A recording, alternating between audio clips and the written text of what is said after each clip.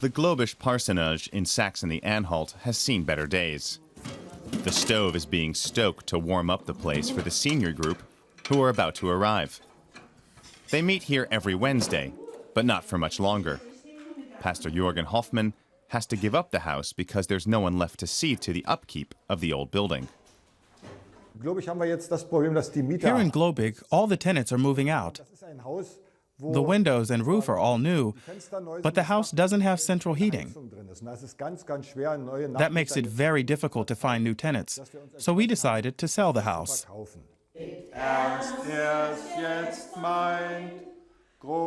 This isn't the first parsonage Hoffmann has closed.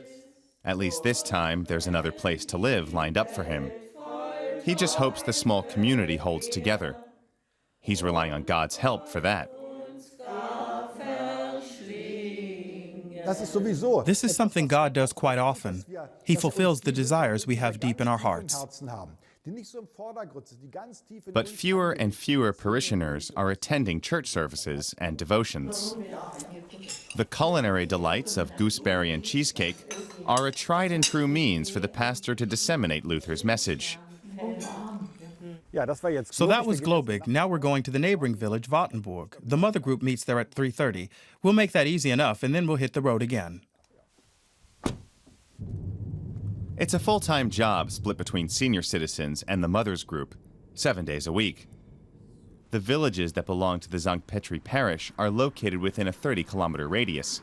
Only 1 in 10 people here is still a member of the Protestant Church, despite its close proximity to Wittenberg, the cradle of the Reformation. Is it now a God-forsaken region? I wouldn't say God-forsaken. I'd say God-forgotten, at least in a lot of areas. East Germany wasn't particularly successful, especially not economically, but sadly, it succeeded at one thing very well, combating religion.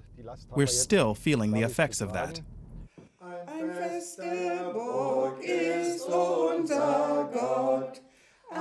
The mother's circle in Wattenberg is actually more of a grandmother's circle. Daughters and granddaughters are few and far between. Many young women leave the region and find work elsewhere.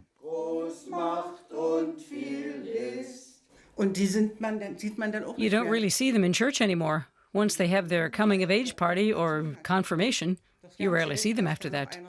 Sad, but that's how it is.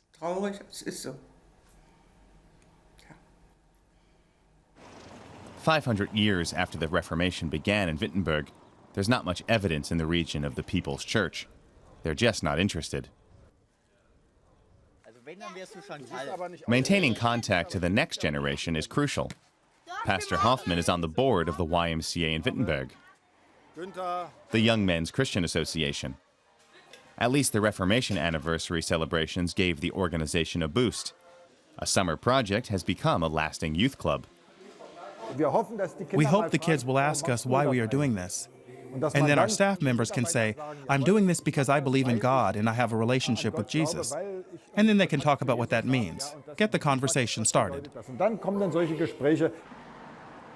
The pastor doesn't see himself as a prayer leader for a silent community, but rather as a guide for those exploring their faith, very much in the spirit of Martin Luther.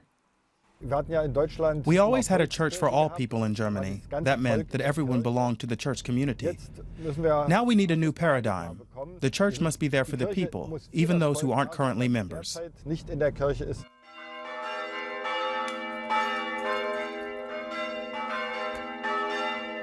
Because Sunday after Sunday, he contends with a half-empty church. Pastor Hoffmann fights for every service attendee. Every 4 weeks, a youth band plays, which brings a few more people than usual into church. But they should do more than just sit back and listen. I ask you all now to please close your eyes.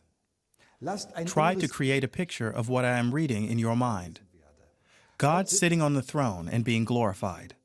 Holy, holy, holy Lord, God Almighty, Lord of power and might. Faith is God's work in us, according to the teachings of Martin Luther. 500 years on, Pastor Hoffmann is struggling to find people still willing to hear the Reformer's message.